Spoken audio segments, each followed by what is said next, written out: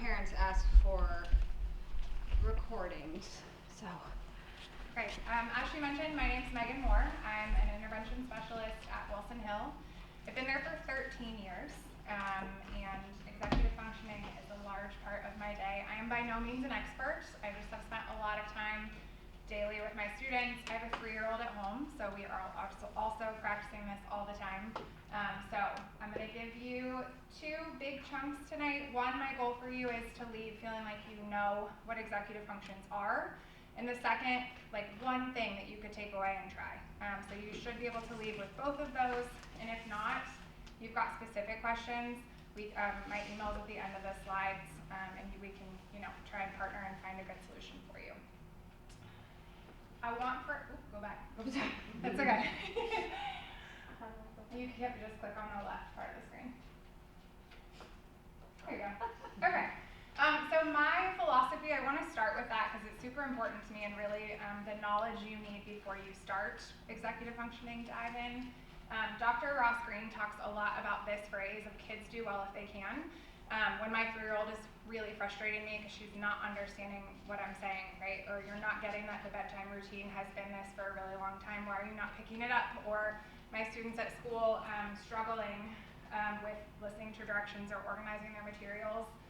I can choose to be frustrated by it, or I can recognize that it's not done intentionally, right?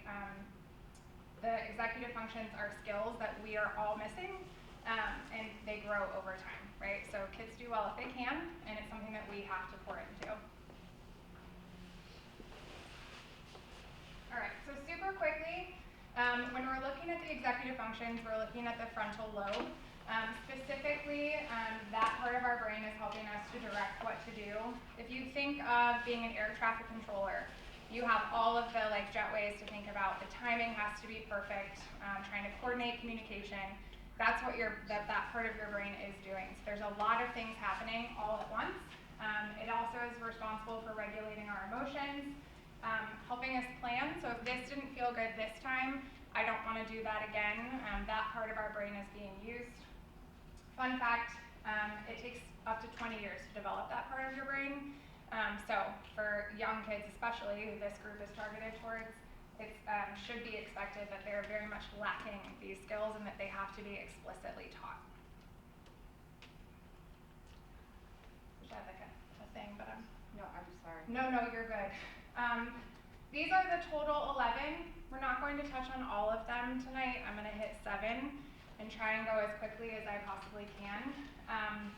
In the school world, a lot of our time is spent on that sustained attention, working memory, time management, emotional control specifically in the elementary or preschool levels.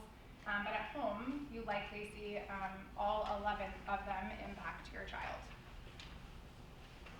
Okay, so for each of the 7, I have a quick video just to kind of give you something in your brain to think about or associate as we're talking about it, and then we'll move right into the strategies to try. So if you click on the word. Oh. There you go. Oh, look at you. Please work. You know, it is better without this big wallet. It's more comfortable. It doesn't matter if it's more comfortable, it's wrong. Why? Because important things go in a case. You got a skull for your brain, a plastic sleeve for your comb, and a wallet for your money. Look at this thing. It's huge. You got more cow here than here. I need everything in there. Irish money. I might go there. Show this card at any participating Orlando area Exxon station to get your free Save the Tiger poster. Just give me that. Give me some of the sweet and lows.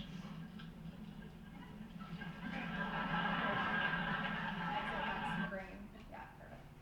Okay, I love George Costanza because he says so much. But in my world, actually this is my closet, maybe not my kids, but it's very much like my students' desks too. So the organization piece for some people is a very large skill deficit. When you're looking at that, you could have a system at your house but it's their ability to understand how to manage that system or how to create their own. So for a first grader, it's a reminder to put their toys away in the right place. Or to, for my kid, trying to not leave their things everywhere. I want for you to do something for me real quick. On your note sheet, I would like for you, we're going to start with a very controversial topic. I want for you to write out the steps, 2 minutes, of the right way to load a dishwasher. And also, please draw a diagram. 2 minutes.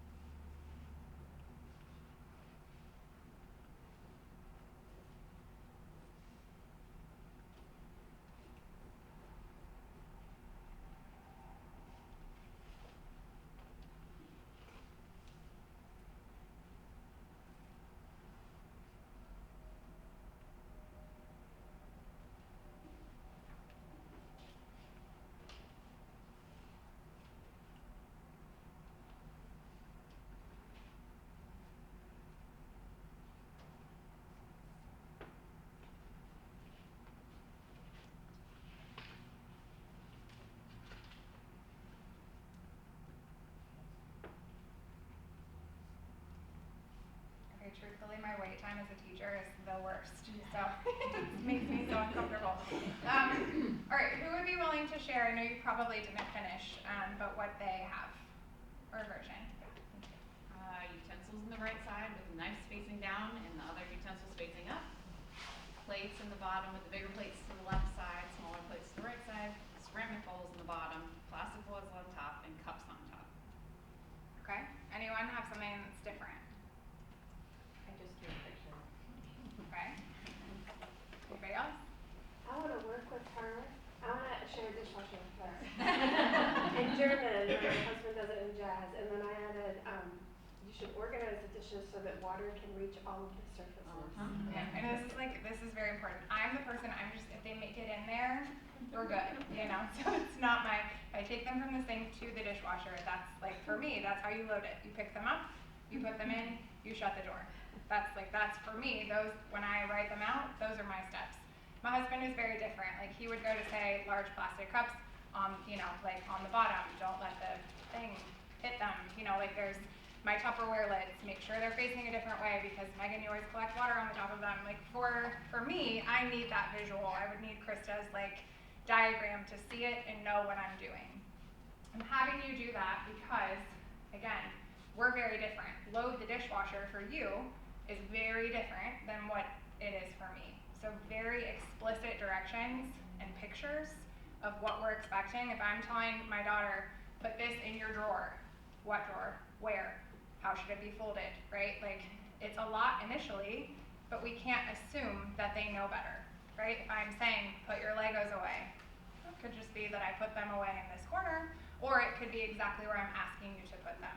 So very, very explicit, photos of what you're expecting or directions about what it should look like is really important. Read alouds, I believe we're going to send these slides to you from the emails that you wrote. I've linked read alouds for every executive functioning skill for you that you could read at home with your kid. This is an example, so you don't have to click on that, you can if you'd like. This is an example of a book that you could read aloud for organization. Julia Cook is incredible, but even a nighttime read, and it goes through exactly what we just talked about, systems, routines, here's what you could do. So one thing that you could do at home is talk about the actual executive functioning skill and present it as that you guys are working on it together. As I mentioned, pictures and visuals super important. interactive modeling. I was telling Kim earlier, elementary teachers, we went through responsive classroom training. And that was the best for me because we talked about how do you take a lid off of a glue stick over and over and over again so that it is very clear, right? So I take it off, or do I spin it, or where am I putting it when I'm done? But that interactive, I'm gonna show you what it looks like to load the dishwasher. I'm gonna put these here. Notice how I'm doing this. So again, you're not talking to them like a baby, but you're very explicitly showing them, here's what I'm looking for. Color coding, also super important. You could do that with their homework stuff in the evening or even bins of toys, but again, that visual or direction for them is really helpful. We linked some, just for the interest of time, I'm sorry if I'm going way too fast. We linked some applications to use as well. A lot of the applications are geared towards older students, but there's homework planners, there's all sorts of online tools that you can use to help get yourself organized or your kid organized, and we've linked them on the screen. Okay, Mike, how's my pace? Are you getting it? You're good, you're good. All right. Is this one a video too? Yep. Wait, no. I know where my parents are. They're in, what's it called? The place, Southern Ocean? Open Ocean. Open Ocean. Open Ocean? I know where that is. That's the exhibit located right next to... I don't care. Easy. If you're trying to get to the open ocean exhibit, just go through the pipes. Through the pipes, great. Through the pipes? Yep, take 2 lefts, swim straight, and you'll hit it. Oh, that's a lot of directions. Did you get that, Hank? All that? Yeah. Great. Let's go. I'm not going with you. I won't fit. You have to go by yourself.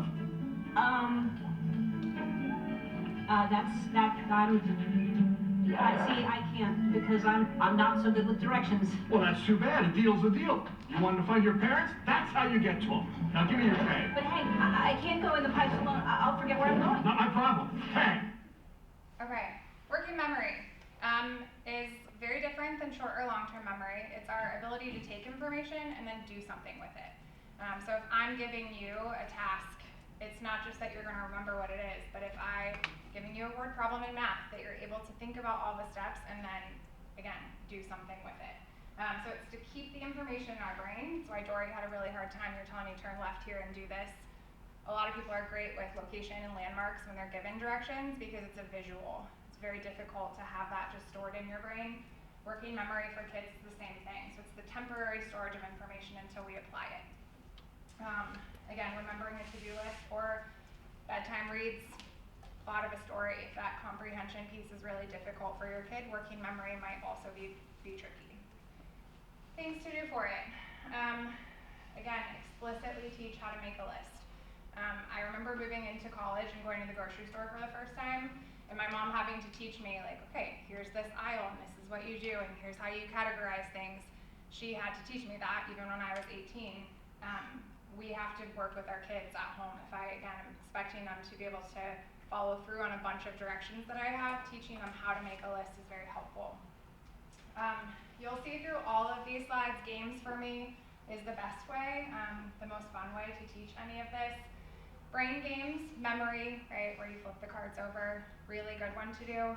Another good one is I'm going on a trip and I'm taking you could do like all of the zoo animals, an alligator. Then the next person goes, right, I'm taking an alligator and a bear, whatever category you decide, but getting them to practice that. I've also linked all of the games in the PowerPoint too, so you guys can reference them later. The program comprehension questions when you're doing, again, nighttime reads. What does this mean to you? What did you notice about this? But again, having them hold that information and then apply it and do something with it. Mnemonics, really difficult for me. I have a really hard time with this one, but really helpful for kids. Anytime you just pair a letter with a saying, again, teaches them a trick to hold that information. And then air drawing, if you're doing like mental math at home for their homework, having them like air draw anything. So air draw letters and sounds or their actual math problems, also really helpful. Any questions? Okay, great. What?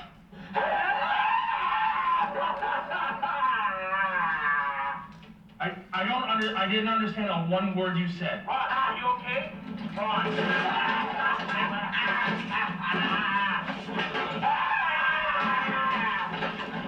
Ron, where are you? In a glass case of emotion. Look, he's got the Corning stone on. He's gonna put Corning stone on. Okay, so truthfully in my world, in the Behavior Learning Center, this is where I spend most of my time, and with my 3-year-old, this is where I spend most of my time. I could probably do this slide for maybe 3 days straight. So the emotional control piece, Ron Burgundy, great example of it. The ability to manage your emotions in order to be able to achieve something, right? Go on with your day or process things in an appropriate way. This could look like your kid maybe having to choose something different. You said, well, we're gonna go to swim lessons, but then, that didn't work out. It's a disappointment for them. Being able to recover from something that feels really hard. So one way that we, at least in my classroom and at home, we try what's called grounding. So if your kid is having that moment where they're not able to control their emotions, super helpful to distract them, right? We ground ourselves with where we are right now. You can do that in this room. So we could say, name, this room is not colorful or cheerful. We'll do the grocery store. That one's my favorite anyway. Name 5 things that are purple at your grocery store. Grapes. Eggplant. Grape juice. Eggplant. Onion. Cabbage. That's a good one. Okay, and then you do 4 things that are green. And they have to, you could do it again in your room, or if you're, again, at the zoo, something that feels familiar to them. We would do 3 things that are red. And then once we're grounded, we're not angry, we're not thinking about that thing that really frustrated us or made us really sad, then we can slow down and kind of talk about whatever's going on. But that grounding of, I'm not gonna process with you while your brain is flooded. I'm gonna take a minute to make sure that you're feeling okay first. A big thing is being able to teach kids the emotional vocabulary to chat with you. So in my world, that looks like having an emotional vocabulary like word wall. So we, at least in my classroom, or my daughter, she has to muddle through all of my experiments at home, but we'll focus on a word a week, right? So that they're able to use the word sad, frustrated, angry, all of those different things. They're focusing on that all the time. So they have a new word every week and can tell me what it looks like, what someone else, if someone else is doing something, what that might look like. And then that kind of directly goes into feelings talk. So Shannon, I'm gonna use you. Okay, Yeah. I'm ready. My daughter does not have a sibling, but when we are feeling frustrated or sad, we use feelings talk at home. So again, it's just another way to reinforce the feelings vocabulary. Shannon, when you pushed me, it made me feel sad. And then Shannon would say, Megan, I heard you say. Megan, I heard you say that you felt sad when I pushed you. I'll try not to do that again, or whatever kind of closure that looks like. But for a child to hear, right, be able to regurgitate and say to you, I noticed that you were feeling that way. You told me that you were feeling that way. So it is a connection, right? You're keeping that connection, you're hearing the emotional vocabulary, and you're processing with them, okay, I made you feel this way, now what? So that relationship is there too. This one's a tricky one, that direct teaching of coping skills. Every kid's not the same, every adult is not the same. One kid might like music, I enjoy working out, right? Everybody's needs are different. So you do have to kind of sort through their interest inventory and figure out what works for your kid, what feels good. Calming corners, a lot of classrooms have those. You can have those at your house. Calming corner is not where games are played. It is not a fun time. It is a structured place that is taught when you're feeling frustrated, when you're feeling sad, when you're feeling overwhelmed, confused, all the things, right? Whatever you want to name it, this is where you go. And then you teach them tools of how to use it. Not go sit in the corner, not you're in trouble, right? But when they're over there, they can do a de-escalation strategy or something that's going to, again, ground them. That could be listening to music. It could be drawing.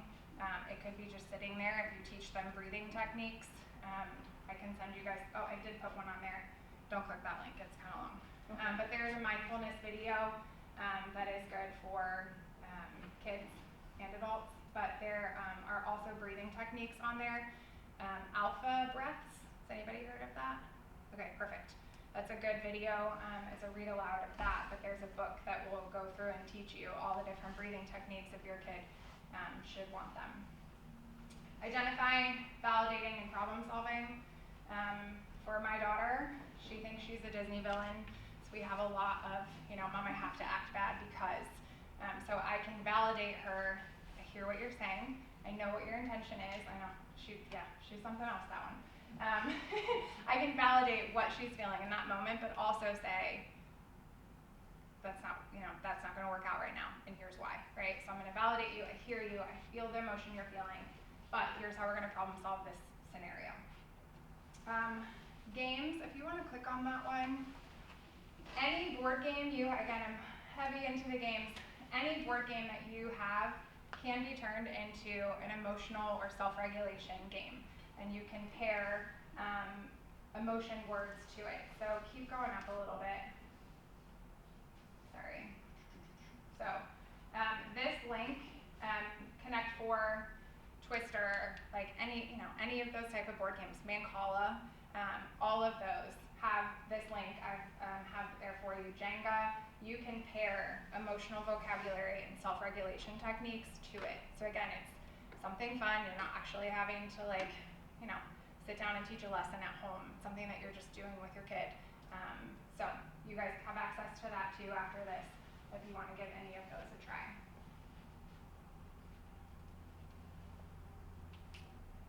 Okay, before we move on to the next one, I just wanted to quickly tell you that's why I put these in the folders. So we have a problem-solving map, and a lot of times with the ADHD kiddos or really any kiddos, but sometimes they aren't even able to hear the validation, right? Like we can't get to that point until later after there's a lot of calming that happens. So I included this because I thought it was really helpful. If you're sitting playing a game with a kid, not sitting down doing a lesson or whatever, you're all at the dinner table, some, unicorn of a weeknight, right? Because it doesn't happen often, but there are some prompts and cards you can read. You're talking to someone, they're not listening to you, what do you do? It's time for recess to be over, what happens for you, and what does that feel like? And talking through that when they're in a calm emotional state, so that's what that is in there, if you want to work through it with your kids. I will leave this book up here too. There are many different resources online that cover all sorts of things with emotional regulation and self-regulation. I use this one all the time with my little, so kindergarten first. There's a lot of mapping, looking at your thermometer, your feelings cup, right? So you're talking about you got to pour into yourself and how you do that. But there's a lot of visuals. If you want to take a look at it for yourself, you're welcome to. So I'll put it over there when this is done.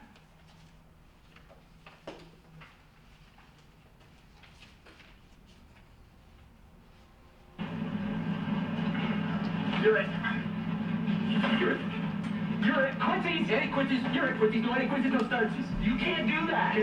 Cannot stamp it. Can't do double stamped it, no erases. Cannot triple stamped it, no erases. Tell us to make it through. You can't double stamp a double stamp. You can't double stamp a double stamp, Lord. You can't double stamp a double stamp. Lord, you guys! Enough! Hey, want to hear the most annoying sound in the world?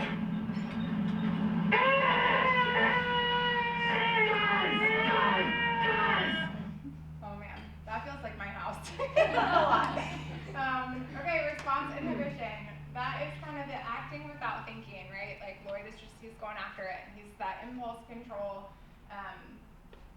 the acting, right? Whatever comes in here, I'm just gonna go with it.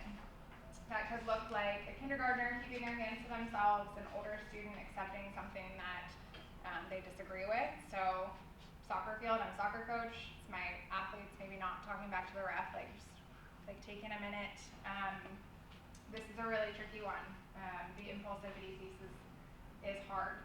I'm going to give the strategies first before we try it.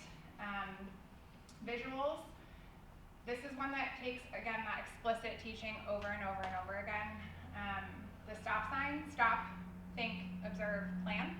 So you can put a stop sign in your house, reference it, but again, it's that kind of take 5, teaching kids, again, verbally, just take a minute, stop and take a minute. Sometimes that could look like a timer. 5 minutes for a young kid is probably pretty long, so even a minute before you process or before they are allowed to talk about something that feels frustrating to them. For me, I do a lot of that modeling with my daughter at home.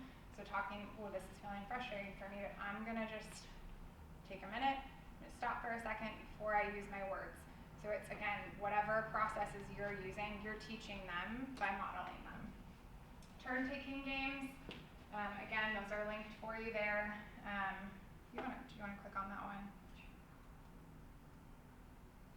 This is what I put together for all of the executive functions, but yeah, so like time management's on there. Simon Says is a really, really good one for response inhibition, but again, any of these you could do on the weekend and you're working on a very specific skill. One game that I really love, how many of you have played this one? Oh my gosh, I love this one so much. Okay, so you're gonna have to do a few with me. So we're gonna try it. You can click the next slide. We're gonna have to like start the next one. Yep. Okay, so this game is called Taco, Cat, Goat, Cheese, Pizza. And the cards, when they're on, like sitting down, when you flip them over, you have to say them in this order. So taco, cat, goat, cheese, pizza. What I'm gonna have you do, this is awkward sideways, we're going to say the words out loud. If it doesn't match the word, right, the picture doesn't match taco, cat, goat, cheese, pizza, I want you to hit the desk in front of you. Does that make sense? Say it again. The words are taco, cat, goat, cheese, pizza. We're gonna say them. As soon as I see a picture that doesn't match in that order, you're gonna hit the desk. Good? Okay. All right. Here we go. Taco, cat, goat, cheese, pizza, taco. It's hard.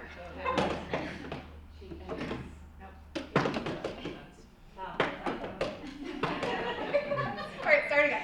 Alright, start over. No offense, but that second round was kind of rough. That was pretty rough. That was rough. So we go back to the beginning, is that what? Yeah, we'll try it one more time. Okay.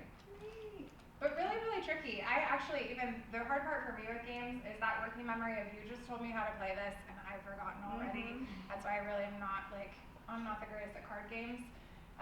Or they have to have like 3 directions that I can then follow.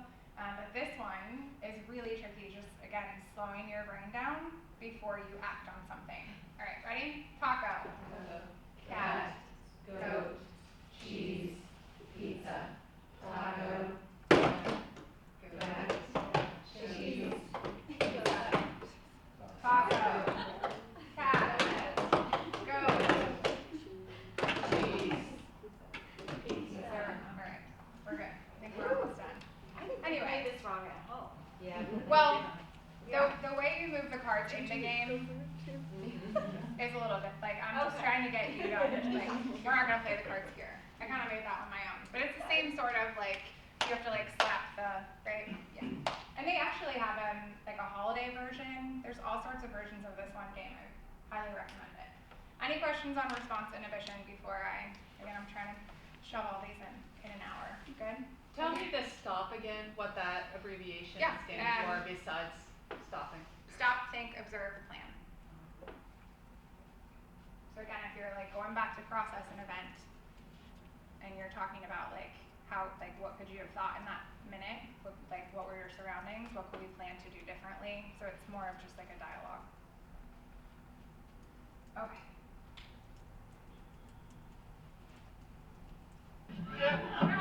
Turn. Okay. Turn. I don't think we can do it anymore. I just don't think it's gonna fit. Oh yeah, well come on, up. Yes. Here we go. Pivot.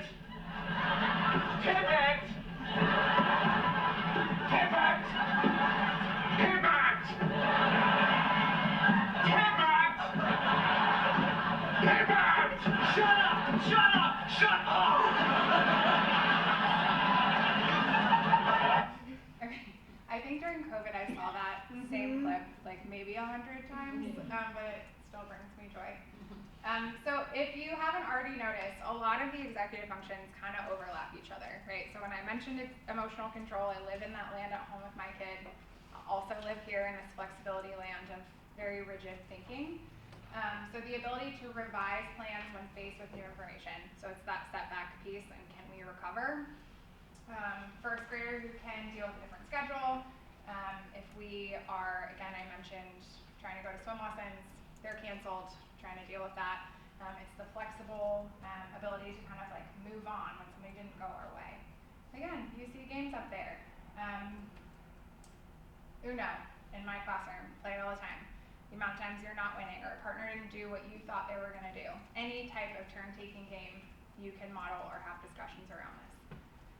Modeling, again, verbalize when I have to be flexible, something didn't go my way. I'm always talking out loud to my kids. Like if a lesson, right? Kim's back there, she's my evaluator. So if a lesson doesn't go very well, I will just verbalize, oh, this didn't go great because of this, and this feels not good, or next time I think I'll do this. Or for my 3-year-old, again, I'm verbalizing to her exactly what I'm going through and what I'm thinking. Social stories, I have a resource I can send you also. Social stories are great, but even better if you can make them together.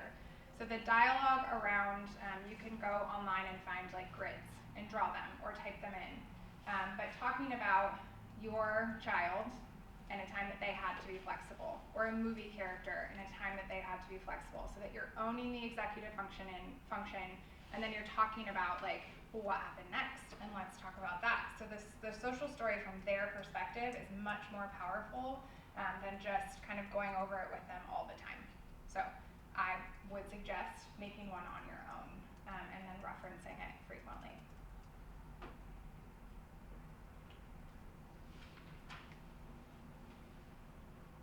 Listen to these symptoms of ADHD and tell me it's not loose. Alex, easily distracted by irrelevant stimuli.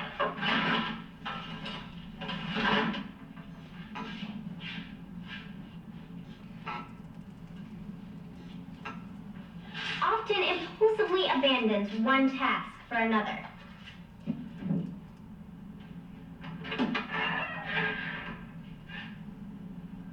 That's where I left those. A tendency to act without regard to consequences, often at the expense of personal safety.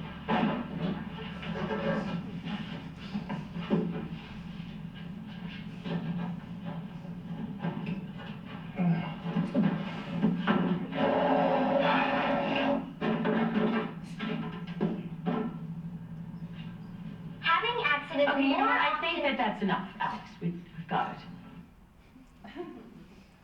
Oh my. Okay, sustained attention. All right, capacity to keep paying attention when you're distracted, bored, fatigued. We all kind of know what that looks like, feel dumpy, but it can look like a lot of things. Completing a chore in the time span that you're looking for, really that ability to stay on task is what we're talking about here. So, I'm not going to actually have you do this, but when I was researching in the summer all about sustained attention and ADHD, there was actually a power concentration paper that came out in the 1900s that had all these different ways to teach yourself how to focus more. And I read through it. And one of them was to follow the second clock for 5 straight minutes. And you do that every day to train your brain. And like, that is insane to me. So I did try it. And I was gonna have you do it for a full minute, but there's no second hand on that clock. So I will tell you, even a minute is excruciating. It's really, really hard. And you wouldn't know it until you actually do it. And 5 minutes is way too long. But for kids, when we're saying like they're not paying attention or they're distracted, 1 minute of time is much longer than what we think it is. So I'm just throwing that out there, that like when you're giving them things, when we say break things into much smaller parts or shorten lengths of time, that's because like time for them feels different. 1 minute for my 3-year-old is a very long time. 1 minute for me felt very long just watching the second hand go along the clock. So just be aware of time and how it feels for your kid. The reducing distractions piece. At my house, we've tried to do a better job not having the TV on during dinner, or when I'm asking her to do something, or I frequently have music playing all the time. Or we, like there's just, it's kind of crazy. But trying to reduce those things in my classroom, that's also really hard when you've got a bunch of kids doing all sorts of different things, but as best you can, reducing the outside stimuli that could be interfering with their ability to focus. We'll talk about the environment in a little bit. Self-monitoring, again, we can say like, oh, we're hoping that kids monitor their choices, but again, a skill that you have to teach. It's explicitly taught. And a way that you do that at home, you could set a minute timer for it to go off every minute or every 2 minutes, and have them recognize, what are you doing right now? Were you doing, like what I asked you to do? Were you putting your clothes away? Were you working on your math homework? And have them kind of write that down, or you write that down with them, so that they're recognizing in time, oh man, that minute I was really thinking about something else. But so that they can see, okay, of these 10 minutes, 6 I was doing what I was supposed to do, and then hopefully if you try that again, right, that would increase. But making them aware of time and what they're doing with time is a great first step. Repeated directions, again, I live in that world in my classroom and with my daughter more frequently, but even this morning I would say to her, okay, Isla, Daddy's picking you up from school today. And she's just singing. Isla, can you repeat what I just said to you? And then just, again, like making sure that she heard it. If she didn't, we have that same conversation again. Same thing with the directions you're giving them or anything, making sure that they're hearing you. The self-regulation, again, I mentioned this book. There's a lot of things that you can do to regulate. That would be a whole presentation on its own. So if you have more questions about that, I can answer them at another time. Any questions on that one? I know that the ADHD, there's a lot that goes into that sustained attention, but again, the understanding of time and teaching kids to self-monitor is really a huge tool. So, ma'am, I'd like you to keep a log of everything Michael does hour by hour so that we can analyze it at corporate, okay? Thanks, ma'am. It's weird. Jan used to treat Michael like he was a 10-year-old, but lately it's like he's 5. Hey, Coselli, the cards, Cosby. I love jello pudding pop. My son Theo loves jello pudding pops too. Michael. No cuts. Oh, Pam, just the woman I'd like to see. You read my mind. Great. I thought you might want to use this time to authorize some checks. I thought that maybe you could wait in line for me while I go to the bathroom. You're an angel. Hey, why don't you just go up to your office, get some work done, and I'll bring you a pretzel. Because I like them a certain way, and if it gets screwed up, then this whole thing's blown. I just think it's really important that you be productive. Okay, Office is my favorite show of all time. I have so much fun putting these clips together. So the ability to begin projects or anything, really any type of direction in an efficient or timely fashion. A young kiddo being able to start a chore or an assignment right after instructions are given, not super easy for a lot of kids. I don't want to give away my activity. All right, on your piece of paper, I want for you to list the steps it takes. This is called travel backwards, right? But list the steps it takes, don't do this one. It will take you to get home. We'll do that. So 2 minutes, list the steps it'll take you to get home.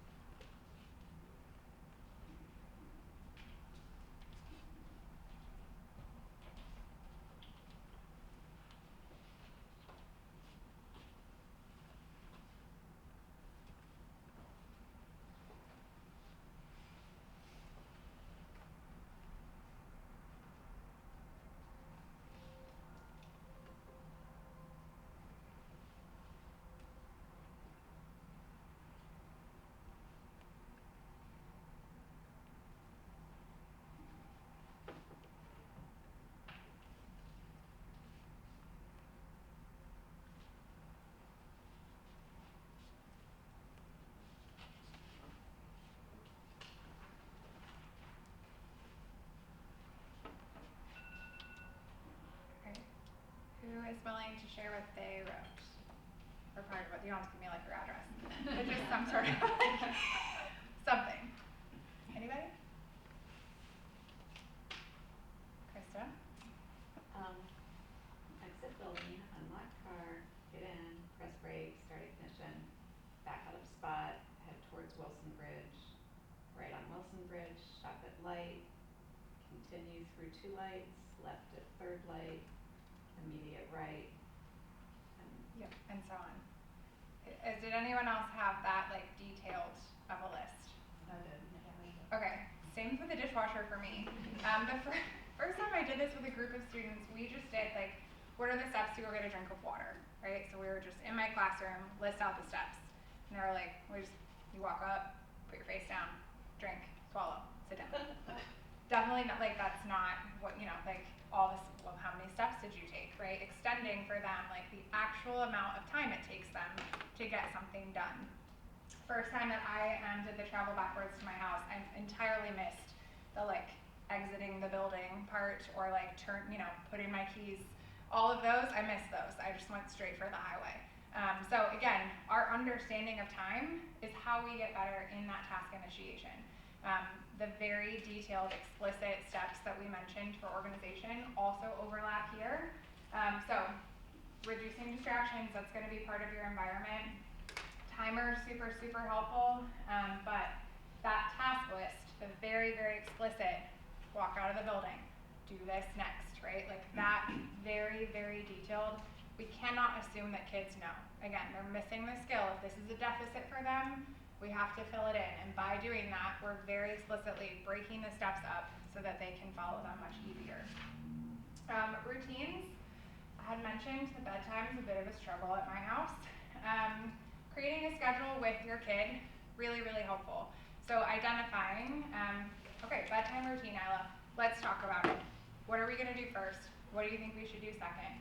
And of course you've got some control over that, but they're dialoguing with you, okay, I think this should take this much time, and mapping out with visuals, again, really, really helpful.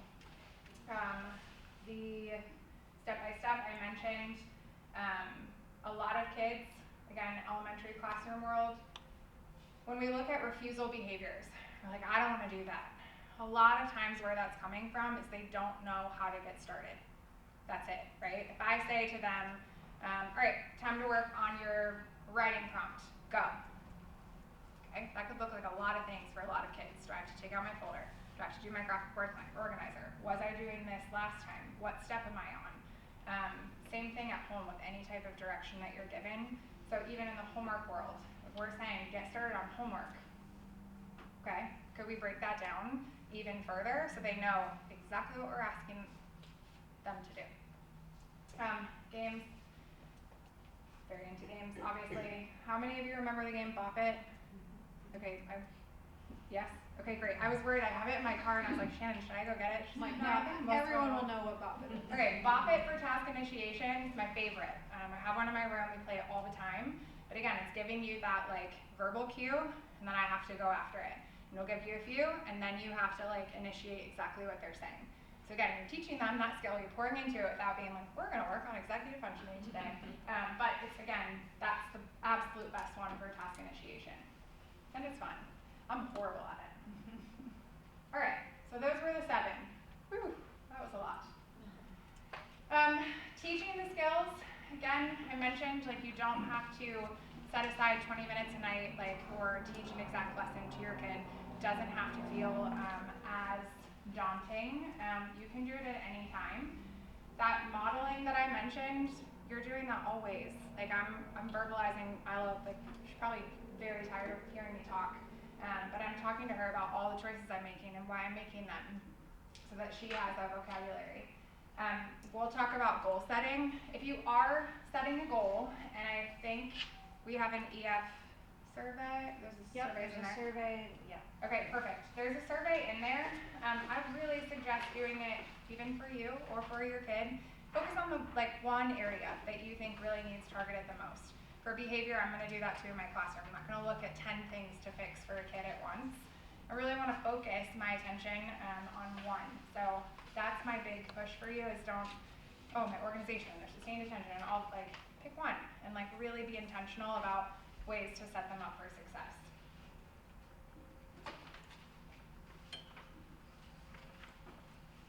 Okay, actually was in a training with Amanda yesterday, and I saw this quote and I loved it so much so I stole it. When a flower doesn't bloom, you fix the environment in which it grows, not the flower.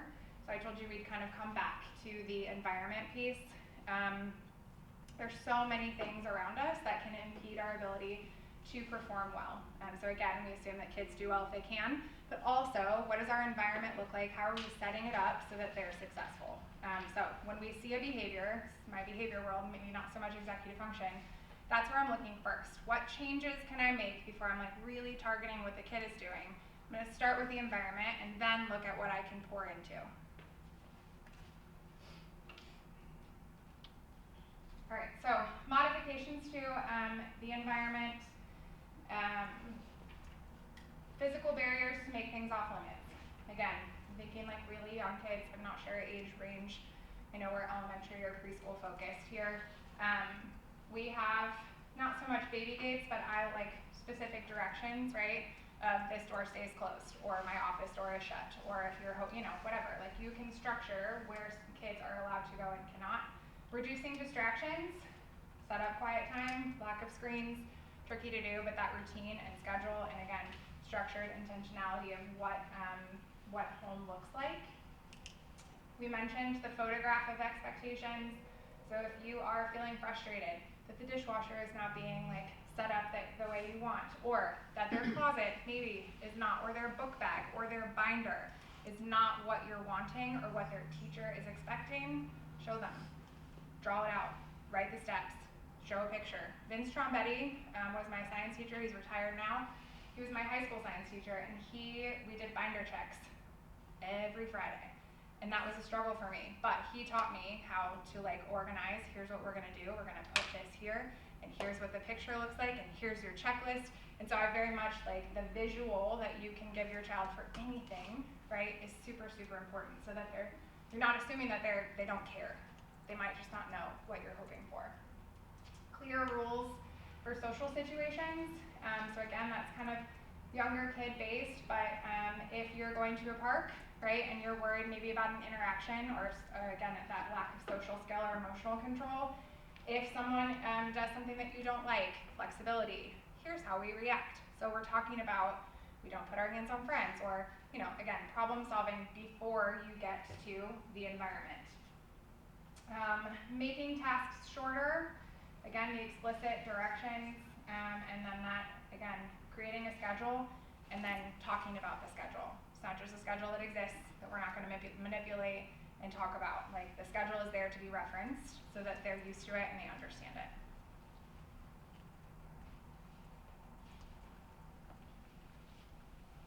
Do you want to take over? Can you do this one? Okay, just super quickly. In order to teach a behavior, again, this is my behavior world, but it works for executive functioning as well. We have to identify what we're hoping to work on. So again, that survey that you have, pick one, right? What is the observable behavior you see? My kid is not doing their homework when they get home. Set a goal for that, right? So we're gonna really target this together, and we're gonna look at what that looks like. Outline the steps that your kiddo has to follow. So in order to do that, we have to do these things, support, and then fade your support. Again, trying to stick with that one very smart goal, collecting data, which she's going to start talking about. Quick plug on the actual teaching skills. If you don't have this book, this is a really, really great book for parents. I know, again, there's a ton out there, but it goes through every executive functioning skill and then helps you come up with the plans. So if you're, again, like, here's the data, here's what you need to do, this has some structure to it. Okay, so I come from a therapy background, so this is really the only part that I can talk to in this presentation. But as a parent, executive functioning, it really shows you a lot about yourself when you become a parent, or what parts you struggle with as far as, like, for me, it's organization. So this survey is geared towards parents. You can look at it, through a child lens, but I know I scored very poorly on the organization one. There's something on there, are there extra items in your car? There are all of the items in my van, and Megan is at drop off sometimes, and I'm sure she's seen something roll out of my van when I pick, my kid gets out.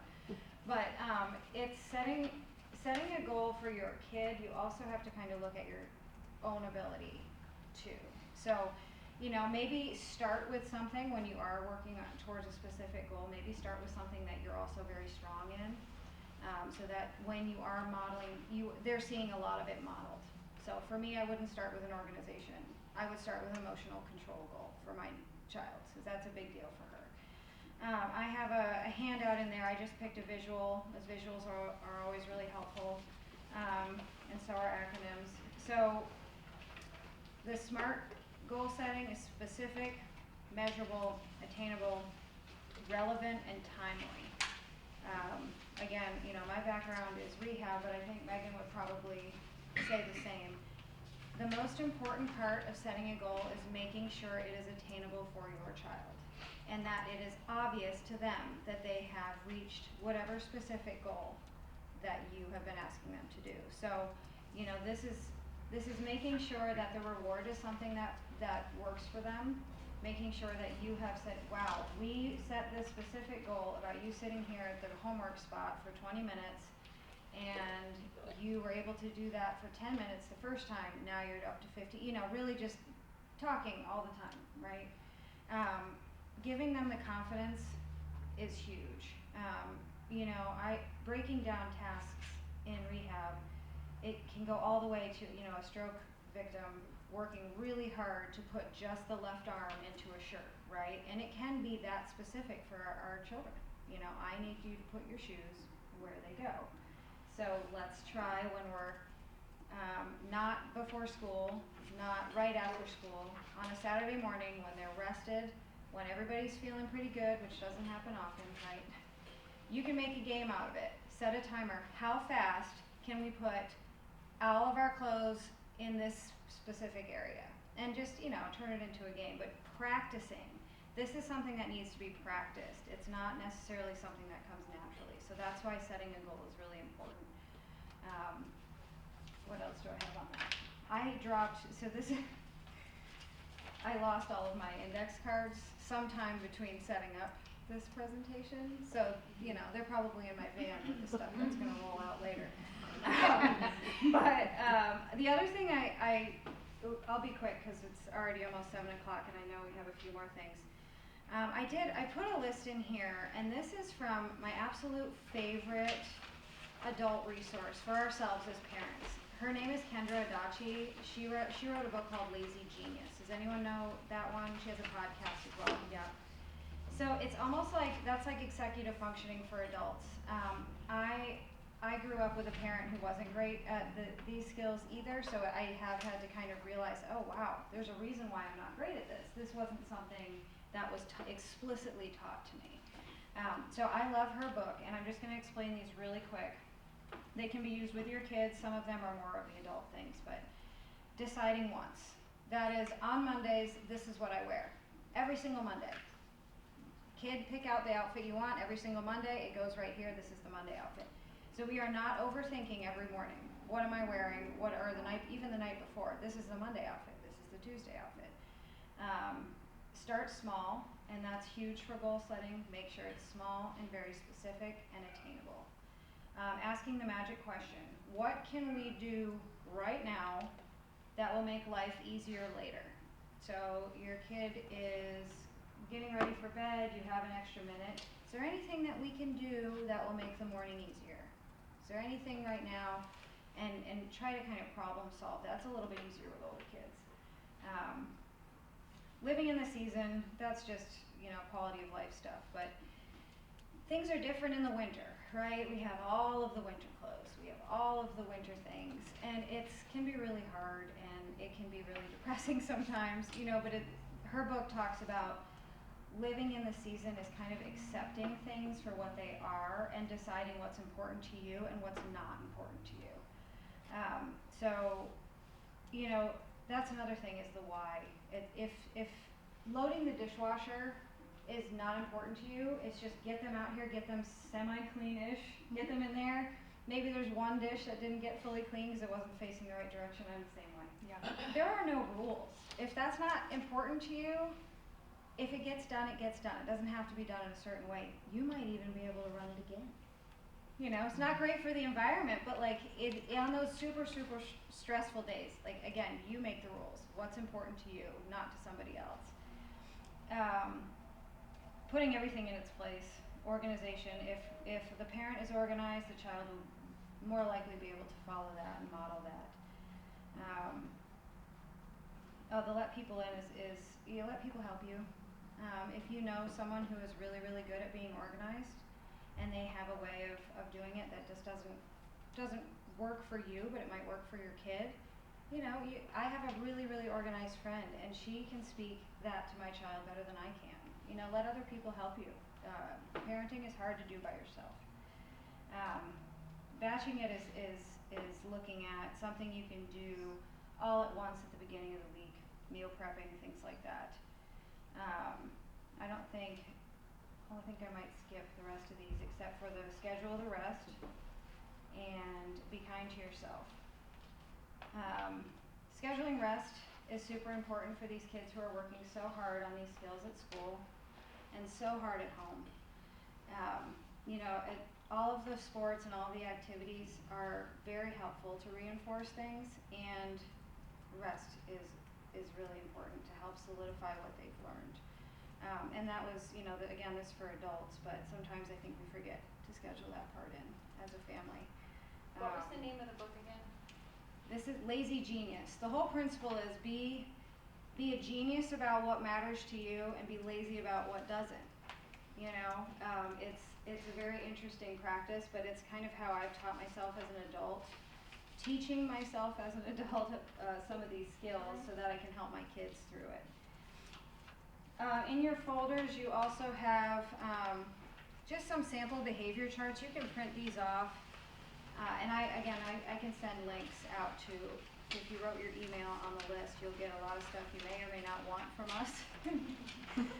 But these, I included these because I am the parent, you know, I'll come and sit and listen and learn all the things, and then I'll go home and I won't even think to print something off. So here's some to start with if you feel like this is helpful for your child.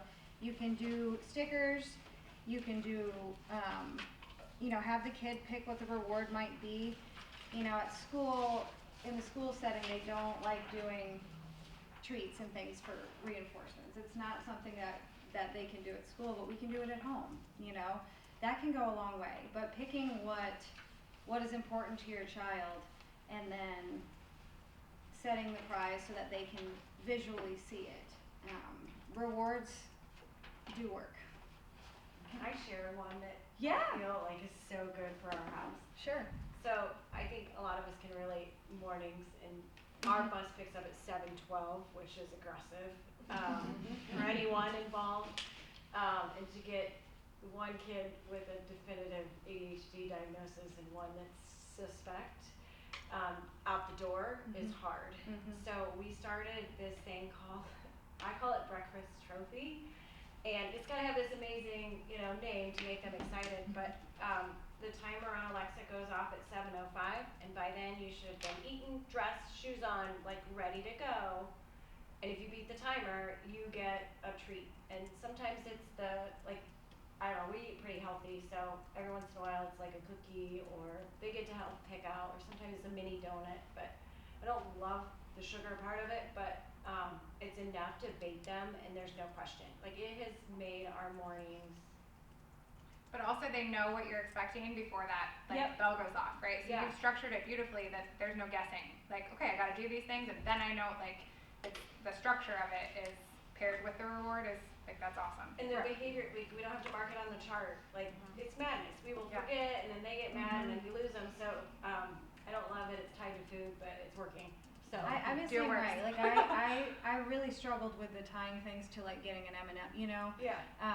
And then sometimes it's an easy, you know, it's quick, it's easy, they're not getting a ton of sugar, right? Right. But the screen time is a huge one, video games is a huge one, you know, you unlock your ability to have a screen time once these specific steps are done.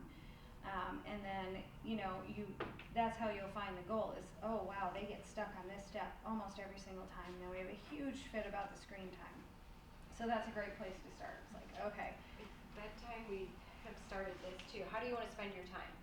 Do you want to stay up later on the weekend?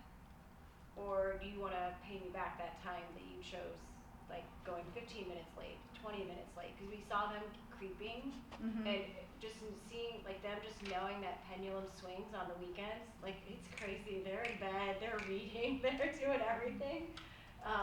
So they can do it. It's that task initiation and starting that process for them. Right. But I like morning and night. I feel like are the hardest to track the charts and stay accountable to it. Right. So those have worked really well for us. Even, I was trying to go back without being distracting. I linked on here, maybe it's the task list. Yeah. So even something, even if you're not kind of tracking that data, but like their ability to just check off that they did what you asked them to do is also really powerful. Dry erase marker, I mean, you'd be shocked. Like it feels, right? Dry erase boards, kids love them. Oh my gosh, do they ever? But again, it's explicit. Checklist in the shower, So that they're boys, Yeah, right? Like bath you need crayons. to know. Yeah, seriously. But and again, you can make that however, but here's what I'm asking you to do, and then show me that, you know, it's done. But that like feeling of, okay, I've done this is really helpful also. Yeah, with my kiddo, the buy-in on the task list was really big. So her thing, she's super creative, and so she loves to create, right? So we could spend literally a whole day creating a task list, and just that's it. Look how beautiful it is, and I made it, and it's so great, and that is awesome. Sometimes we have to set the time limits, or we have to make a what do not list instead of a what to do list. Sometimes chronic procrastinators need a what do I not need to do reminder, which is, you know, we don't like to do the negative stuff, but for myself, I'm a chronic procrastinator, and I need a reminder. Okay, so we're not going to pick up the phone and scroll. We're not going, you know, this is what we're not going to do. But yeah, so have your kids decorate it. Just don't let them spend 3 hours on it. Okay. Anything else on there? I linked on here too, just different charts that you can manipulate. One that we use at school pretty frequently. Oh, come on. It's a groundhog. That's what it is. Sorry, everyone. This is really not enjoying me currently. One that we linked on here, please work, is if you're, again, just trying to map out like event and frequency, like the actual week, here's what it looked like for this skill, you can manipulate that too. So whatever task, whatever the goal is, it doesn't have to be a ton of data collection or what it looks like. So on Monday, for example, we're talking about the times can be changed too. But if you're asking them to like follow through with something that you asked them to do and they did a great job, or I had to remind them, or you actually didn't do that, but there's dialogue paired to what you're recording. So those are all on here too. And they're simple like smiley face options as well. I'm not gonna try and click on it because it doesn't like me anymore. The end. And we'll finish up here in a minute. I think, you know, the last thing I'll say, what really resonated for me when I was doing research with this and then working with Megan is, it is so important to remember that these skills don't come naturally. When, as a parent, I think I kind of thought that a lot of this would just slowly happen. And it does. For a lot of kids who are very observant, for the kids who do not have any other diagnoses and they're, you know, neurotypically developing, they will pick it up eventually through what they see modeling. But that is not the case for most kids, you know, and I have to slow myself down when I'm getting frustrated with whatever's happening, like in the morning, and say, okay, this is not the moment I'm going to teach them, but I'm going to make a mental note. I will come back and we're going to work on this, and I have to be, you know, this is the hard part about being a parent. It's like, okay, this is something I have to work on. This is something that I need to make note of when everybody's calm. And so I've learned so much from Megan, and I'm so grateful for her coming to speak to us, and for everybody who's going to have this recording. But this was really informative, so thank you very much. And thank you guys for coming. I really appreciate it. We will send out all the materials. I have a couple of links to some printables and other things too, if you are interested. So expect to see that in the next few days in your inbox. And again, thank you for coming. Please reach out anytime.